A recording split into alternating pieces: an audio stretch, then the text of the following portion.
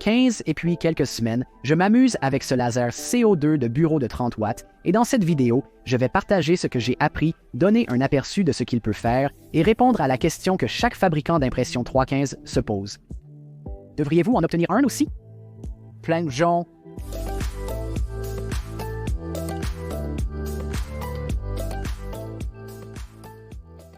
Depuis que cette chaîne a commencé à gagner en popularité, et merci comme toujours à tous pour cela, ma boîte de réception a été absolument inondée d'offres de toutes sortes de lasers, des gros faisceaux laser fermés, aux diodes supplémentaires pour mes imprimantes 3D jusqu'aux énormes ventouses à ciel ouvert avec des zones de travail aussi grandes que moi. Ce qui ne signifie pas grand-chose vu ma petite taille. Heureusement, j'ai découvert assez tôt une vidéo d'Angus de Maker's Muse qui m'a informé que les lasers ouverts étaient des plus dangereux que les requins avec des faisceaux laser attachés à leur tête. Et donc, avec 2 jeunes enfants à la maison et un petit espace de bureau avec une très mauvaise ventilation, j'ai renoncé à toutes ces unités de révision. Appelez-moi sentimental, mais j'apprécie vraiment que mes enfants puissent voir. Alors imaginez mon excitation d'écolier lorsque je suis tombé sur l'entreprise taïwanaise Flux à Formnext 2022. Pour ceux d'entre vous qui ne le savent pas, Flux fabrique des lasers CO2 haut de gamme, entièrement fermés et des accessoires laser qui ressemblent plus à des appareils polis qu'à des jouets dangereux pour enfants. En regardant leur stand incroyable à Formnext, j'ai été vraiment excité par tout ce que je pourrais éventuellement fabriquer avec un laser. Alors nous avons commencé à bavarder et une chose en a entraîné une autre. Et Flux a eu la générosité de me proposer d'essayer leur énorme unité EXA de niveau industriel de 60 watts. Mais avant que vous, amateurs, ne partiez et que vous, professionnels, ne vous emballiez, il y a du bon et du mauvais. La mauvaise nouvelle est, comme je ne me lasse jamais de vous le rappeler, je n'ai plus de place dans ce bureau et je n'ai pas encore trouvé d'espace que je peux louer. Avec un peu plus d'1 mètre de longueur, sans parler d'une étiquette de prix de 7 000 $, j'avais honnêtement l'impression que l'unité HEXA n'était pas aussi bien adaptée pour moi ou pour n'importe qui dans le public. Alors que j'avais l'impression que mes doigts me trahissaient, j'ai écrit à Flux et j'ai poliment décliné leur offre très généreuse. Ne dites pas que je ne vous aime pas, les gars. La bonne nouvelle, cependant, c'est que Flux fabrique également un laser CO2 de 30 watts super compact et entièrement fermé, appelé le BMO. Ce qui est cool avec le BMO, c'est qu'il est exactement aussi grand que le tube laser doit l'être pour le refroidissement et ainsi de suite, et pas plus grand. Et bien que je rêve encore de découper mes propres panneaux personnalisés pour une construction Boron, ou de concevoir mon propre boîtier de filaments inspiré de Redbox le long de l'intégralité de mon mur à l'aide d'un laser géant, des têtes plus saines ont prévalu et j'ai demandé à Flux de m'envoyer plutôt l'unité BMO plus petite et plus abordable aux côtés de leur système intégré de flux d'air, de filtration et d'échappement qui aide à garantir que je ne m'empoisonne pas moi-même et ma progéniture avec des vapeurs de styrène lorsque j'essaie toutes sortes de matériaux. Parce que le BMO se vante de pouvoir découper et graver toutes sortes de matériaux minces et beaucoup d'entre eux peuvent émettre des fumées toxiques pendant que vous le faites.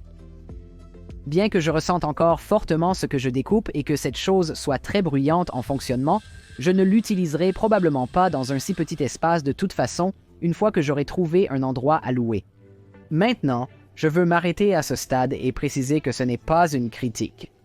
Flux m'a fourni cette unité gratuitement en échange d'une vidéo à son sujet, et bien qu'aucun argent n'ait été échangé, je ne me sens certainement pas assez expérimenté avec les découpeuses laser, étant donné que c'est la première que j'ai jamais eu à donner un avis et à la comparer. Pour le reste de la vidéo, je partagerai mon expérience de fabricant expérimenté mais novice en laser, les surprises que j'ai eues et mon avis sur l'intérêt d'ajouter cette compétence à votre répertoire de fabricant. Maintenant, si vous voulez voir une critique complète, Stéphane de CNC Kitchen en a fait une sur cette machine exacte et je vous recommande vivement de la consulter. Oh, et au fait, en parlant d'ajouter des capacités à votre répertoire de maker, je dois prendre un moment pour remercier le sponsor de cette vidéo car comme je l'ai mentionné, je n'ai accepté aucun paiement de Flux pour cette vidéo, mais quelqu'un doit payer pour tous les matériaux que j'ai détruits en testant cette chose. Ce quelqu'un, c'est PCBWay, et ils sont parfaitement adaptés pour cette vidéo et cette chaîne, car quoi que vous construisiez, PCBWay peut vous aider à l'améliorer. 315 après le nom, vous comprenez sûrement qu'il fabrique des PCB personnalisés à des prix très abordables, mais il propose aussi de l'impression 315 industrielle de la fabrication de tôle, de l'impression 315 métallique de l'usinage C3C, du moulage par injection et plus encore. La prochaine fois que vous atteignez les limites de votre imprimante 3D ou découpeuse laser, visitez le lien en description pour découvrir PCBWay. Merci à PCBWay de soutenir cette chaîne et à vous de soutenir ceux qui me soutiennent. D'accord, mettons cette chose en place. Flux a eu la gentillesse de me fournir l'add-on autofocus, et bien que cela soit très apprécié, j'ai eu la malchance d'en obtenir un qui avait des problèmes avec les cartes, et je ne m'entends toujours pas vraiment avec le module autofocus pour être honnête. Cependant, cela m'a permis de tester leur service client. Yehuda de Threadbot X, leur revendeur local, a fait un aller-retour de 2 heures pour récupérer et réparer l'appareil, ce qui est un grand crédit pour les deux entreprises. Depuis, j'ai appris à connaître Yehuda et je suis certain que j'aurais eu un service similaire, bien que probablement sans le service de porte-à-porte, même en n'étant pas un créateur de contenu. Dans tous les cas, je dois admettre qu'il m'a fallu un certain temps pour vraiment m'installer avec le BMO et le logiciel, y compris aligner le laser après son voyage vers le nord, comprendre comment utiliser le logiciel et ainsi de suite. Mais comme vous le savez tous maintenant, je n'ai vraiment personne à blâmer pour cela, car j'ai la mauvaise habitude de ranger les manuels d'instruction en toute sécurité dans le placard sans les lire. Heureusement, après avoir regardé un tas de vidéos et de clips très utiles de flux sur YouTube, j'ai pu mettre le laser en marche sans jeu de mots et prêt à réaliser mon premier projet. Alors, maintenant quoi? C'est là que j'ai rencontré le premier problème majeur, raison pour laquelle j'ai repoussé cette vidéo pendant des mois. Qu'est-ce que je suis censé faire avec ce truc? Quand j'ai découvert Flux et que j'étais enthousiaste à l'idée d'avoir une découpeuse laser, j'imaginais toutes les choses que je pourrais construire. Des boîtes à filaments sèches, des enceintes sur mesure et même découper de grandes planches de bois avec. Quelqu'un veut-il utiliser une scie sauteuse? J'ai commandé un tas de plexiglas et de bois de balsa et j'ai prévu avec impatience comment je pourrais améliorer mon statut de créateur pour passer à une méthode de production multiple. Mais très rapidement, j'ai réalisé que la zone de travail relativement petite de Bemo, environ de la taille d'une feuille A4, signifiait que je n'allais pas vraiment produire grand-chose. J'ai découpé un morceau de plexiglas pour une fenêtre dans une boîte sèche et conçu une surface de réflexion pour mon téléprompteur imprimé en 315, mais je suis resté sans idée. Je pourrais découper divers papiers d'artisanat et tissus avec ma Cricut Maker, mais je ne l'utilise pas pour ça. J'ai posté sur l'onglet communauté de la chaîne, j'ai ouvert un canal sur Discord demandant des inspirations, mais rien n'est devenu. Alors j'ai contacté d'autres créateurs de contenu, j'ai fouillé YouTube, tout cela à la recherche de la réponse à ce que je pourrais réellement fabriquer avec cette machine. Percé. J'ai découvert Boxes.pi, une bibliothèque de boîtes personnalisables et d'autres accessoires que vous pouvez transformer en fichiers de découpe laser, et j'ai même fabriqué une bobine d'impression 315 en 2 pièces de bois et une boîte à mouchoirs en bois. Mais venant du monde de l'impression 315 avec ses possibilités illimitées, j'ai immédiatement décidé que ces boîtes étaient franchement plus laides, moins personnalisables et demandaient beaucoup plus de travail manuel que de simplement concevoir et imprimer quelque chose en 315 à partir de zéro.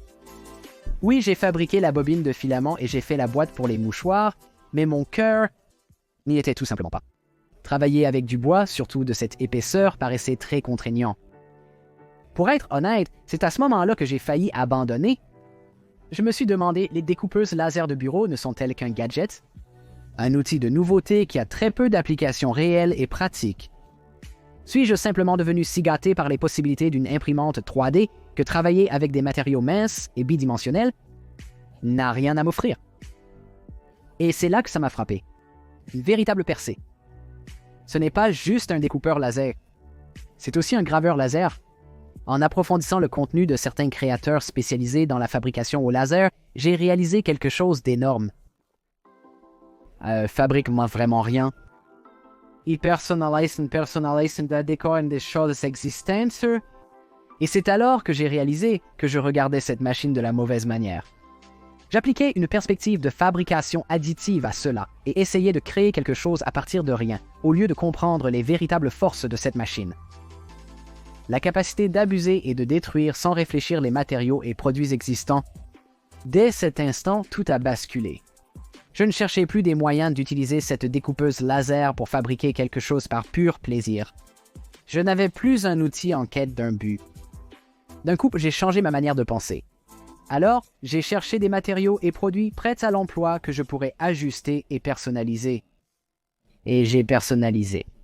Alors qu'auparavant, je mettais des autocollants découpés sur mesure sur des objets avec ma machine Cricut, maintenant je pouvais jeter n'importe quoi, du moment qu'il ne dépassait pas 45 mm de hauteur, sous le laser et le personnaliser à ma guise. Des étuis pour iPad? Vérifié. Des sous de plat en bois? Vérifié. Portefeuille en cuir? Vérifié. Brosses à cheveux? C'est vérifié. Plateau de fromage décoratif en cadeau? Vérifié. En fait, les seules choses que je n'ai pas pu personnaliser étaient le métal ou l'aluminium pour lesquels j'aurais besoin d'une unité plus puissante ou d'un attachement laser à diode pour détruire avec succès. Maintenant, nous amusons. Vous pourriez vous dire, Jonathan, c'est ridicule. Vous utilisez une machine à 2200 $ pour une tâche réalisable avec un marqueur magique à 2 $. Vous créez des objets qui pourraient être achetés dans un magasin à 1 $, mais sans la personnalisation. Et à cela, je réponds, et alors? Je vous rappelle également que beaucoup d'entre vous, nous imprimons en 315 des bacs de rangement que nous pourrions acheter à Walmart pour moins cher. En somme, être créateur ne se résume pas à trouver la solution la moins chère ou la plus pratique pour réaliser un projet. Il s'agit de pouvoir vous exprimer dans le médium que vous souhaitez pour donner vie à votre propre vision. Si votre vision implique de griller votre visage sur la dernière tranche de pain pour que votre famille ne la mange pas, alors la Flux BMO est faite pour vous, bébé. Ne tentez simplement pas d'utiliser du texte de droite à gauche comme l'hébreu ou l'arabe, car bien qu'il apparaisse parfaitement dans le logiciel, votre femme sera probablement beaucoup moins amusée lorsque vous graverez un anagramme de son nom sur son portefeuille. Mais en vaut-il la peine? Sérieusement, nous devons nous demander qui devrait vraiment obtenir une découpeuse laser. Est-ce que ça vaut l'argent et l'espace que vous allez y consacrer? Qu'il va occuper dans votre atelier ou votre sous-sol? Bien sûr, cela dépend de qui vous êtes et de ce que vous voulez fabriquer. Si vous souhaitez travailler avec précision le bois, découper de l'acrylique, du tissu et du cuir, et combiner ces matériaux à vos impressions, 315, une découpeuse laser est indispensable. Si vous aimez vraiment l'idée de personnaliser des choses, allant de la céramique à différents types de bois, alors cela a beaucoup de sens. Et même si vous voulez ajouter du verre à vos projets, cela pourrait aussi avoir du sens car un laser CO2 peut effectivement graver du verre pour vous. Je pense qu'il vaut vraiment la peine de se poser la question, du moins si vous, comme moi, avez beaucoup d'imprimantes 3D. Est-ce qu'une autre imprimante 3D va vraiment améliorer votre capacité et votre répertoire et la gamme de choses que vous pouvez fabriquer en tant que créateur? Est-ce qu'une autre imprimante 3D plus rapide va vous pousser à apprendre de nouvelles compétences et vous garder autant engagé que l'apprentissage d'un tout nouveau médium ou processus comme celui-ci le fera? Et pourtant, en même temps, vous êtes toujours très limité dans ce que vous pouvez réellement faire avec une découpeuse laser, ou du moins une découpeuse laser sûre qui est entièrement fermée. La taille de la zone de travail et la profondeur de coupe des matériaux sont les aspects clés à considérer. Ensuite, il y a le fait qu'il y a beaucoup moins de designs disponibles là-bas et beaucoup moins de culture open source où tout le monde partage ses designs. Alors que je m'attendais vraiment à trouver un site similaire à Printable ou Things, j'ai été honnêtement déçu de ne trouver que quelques sites de faible qualité avec une poignée de fichiers de design, beaucoup d'entre eux nécessitant un paiement. Oui, vous pouvez simplement importer n'importe quelle image et travailler avec, mais si vous voulez faire quelque chose de complexe et sophistiqué qui tire vraiment parti du laser, il est préférable d'avoir des fichiers de design appropriés pour une découpeuse laser. Et, comme je l'ai dit auparavant, venant des possibilités presque infinies de l'impression 315, il faut certainement du temps pour s'habituer à cet nouvel outil et à ses limitations. Je suppose qu'en fin de compte, toute cette expérience m'a vraiment fait apprécier à quel point l'impression 315 est une technologie de fabrication polyvalente et puissante. Pour moi, personnellement, je suis vraiment heureux d'avoir ce laser à disposition lorsque je veux couper quelque chose avec précision ou faire un cadeau réfléchi et personnalisé pour mes amis et ma famille. J'ai utilisé cela pour faire des coupes précises pour une future vidéo de projet, alors restez à l'écoute. Et je dois admettre que j'ai l'œil sur l'accessoire rotatif pour cette machine car je suis vraiment fatigué de mon fils et, soyons honnêtes, ma femme, qui perdent toutes leurs bouteilles d'eau et ont besoin de les remplacer tout le temps. Et je pense définitivement que si j'étais plus sérieux à propos de la gestion de ma boutique Etsy, je pourrais faire tellement plus et créer tellement plus de produits incroyables avec cette découpeuse laser. Mais je dois admettre que pour mes propres utilisations de bricoleur à la maison, je ne pense pas que je pourrais justifier de dépenser plus de 500 $ pour une découpeuse laser. Et cela, malheureusement, me limiterait à une qualité beaucoup plus basse et à un design ouvert carrément dangereux sans filtration d'air. Si j'étais dans un grand garage ou atelier ouvert avec une ventilation pour les fumées, cela aurait peut-être du sens, mais pour une utilisation personnelle à la maison, avec mes enfants qui courent partout et font des projets avec moi, ce n'est pas un risque que je suis prêt à prendre. Hey, Jonathan à l'édition ici. Donc, toute ma famille et moi avons attrapé le coronavirus disease 2019 et notre pays entier a failli glisser dans une dictature, donc je n'ai pas eu l'occasion de réenregistrer certaines parties de la vidéo, mais après avoir envoyé un brouillon aux gens de Flux Europe, ils ont partagé avec moi quelques points en réponse à certaines des choses que j'avais à dire et ils m'ont demandé de les inclure dans cette vidéo. Tout d'abord, en réponse au fait que les découpeuses laser sont beaucoup plus limitantes, ils m'ont fait savoir que c'est encore vraiment les premiers jours et l'écosystème pour les découpeuses laser n'est pas encore aussi développé qu'il l'est pour les imprimantes 3D. Maintenant, ils travaillent à changer cela en créant des choses comme Thinkershare, qui est exactement ce que je cherchais quand je cherchais une alternative à Thingiverse. Bien qu'il n'y ait pas encore autant de modèles disponibles que pour les imprimantes 3D, j'ai découvert quelques modèles vraiment très cool. Ils étaient d'accord avec moi, les découpeuses laser ne remplacent pas une imprimante 3D, mais la complètent, ajoutant de nouvelles capacités comme le bois, l'acrylique et la gravure à votre flux de travail. Elles sont des outils complémentaires plutôt que concurrents, surtout qu'une découpeuse laser sera beaucoup plus rapide pour fabriquer certaines choses, même comparée aux imprimantes 3D les plus rapides. Et c'est particulièrement vrai car même avec l'imprimante 315 la plus rapide, certaines choses seront simplement plus rapides à découper sur une découpeuse laser à partir de quelque chose comme de l'acrylique. Une autre chose qu'ils m'ont fait savoir, c'est qu'en raison de la simplicité relative de simplement X et Y, les découpeuses laser sont une rampe d'accès plus abordable dans la scène des makers, et cela combiné aux fonctionnalités de sécurité d'un laser entièrement fermé comme le flux BMO en fait en réalité un produit très populaire auprès des écoles et des espaces de création. Bien que cette vidéo puisse sembler un peu dure envers les découpeuses laser en général, je suis d'accord avec tous ces points, et comme je l'ai dit, une découpeuse laser pourrait être un excellent ajout à votre répertoire de maker, si vous avez le budget. Mais bon, dites-moi ce que vous en pensez dans les commentaires. Souhaitez-vous une découpeuse laser? Si oui, quelles utilisations envisageriez-vous? Je suis certain d'avoir raté des occasions d'exploiter pleinement cette machine. Un grand merci encore une fois aux gens de Flux pour m'avoir envoyé cette unité pour jouer avec, un autre merci à PCBWay pour avoir parrainé cette chaîne, et un grand merci à mes supporters Patreon, comme toujours, pour soutenir mon objectif de faire cela à plein temps. Oh, et merci à tous pour avoir regardé, aimé et souscrit parce que cela fait vraiment une différence. C'est tout pour le moment, on se retrouve sur la prochaine couche.